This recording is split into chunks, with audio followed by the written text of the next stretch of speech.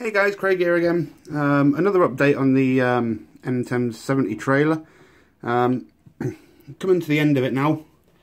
As if you remember from the previous one, I was waiting to do the tie downs.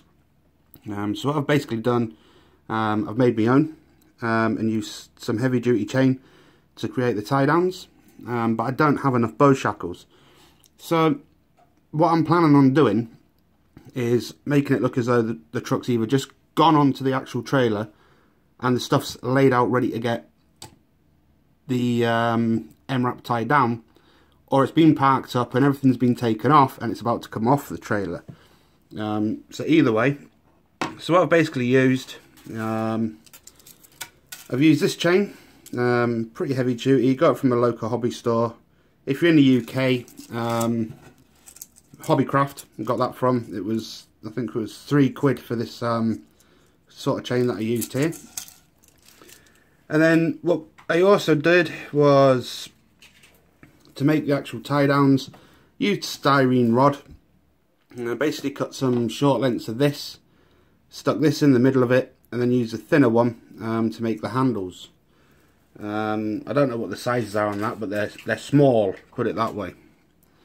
So I've made 4. As you can see, they're on the trailer, the red things.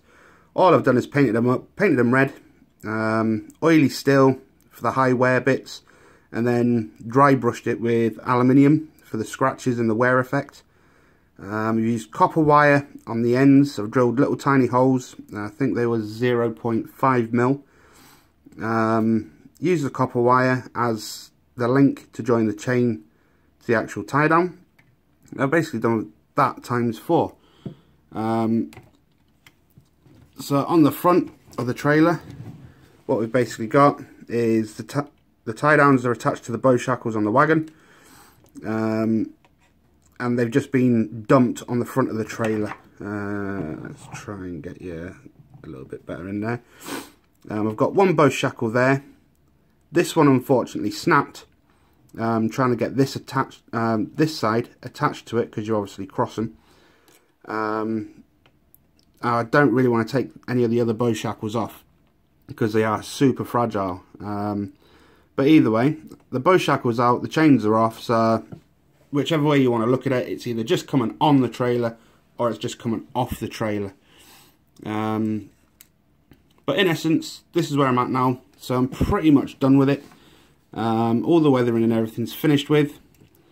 As you can see on the back, I'm leaving this ramp sort of like down to there. It's on a spring, so if you press it down any further, it'll hit the spring. But I want to leave that down. Oh, got a little bit sticky there.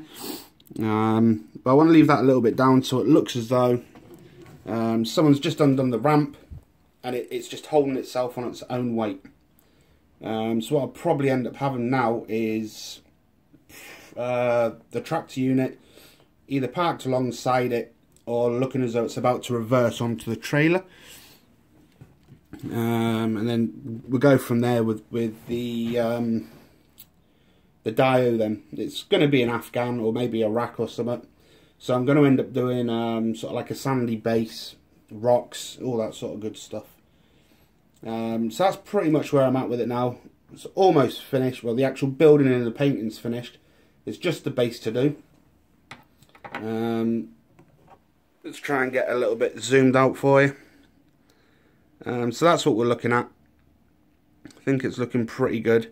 We'll try and get you a close-up of the tie downs without too much shakiness. So that's basically what I've done. So you can see the 2 different types of styrene. I've got the rod in a thin rod inside the chunky rod, and I've put the handles on, which you obviously would spin to tighten it up, to tighten the chains up. Same on that side. It's pretty much 4 of exactly the same. And then on the front ones, exactly the same stuff. So there you go, guys. Well, I hope you like what I've done so far, and as soon as I've got the materials to start making the dio, then I'll crack on with that and I'll update you again. So thanks for your time again, and hope you enjoyed this, and we'll speak to you later.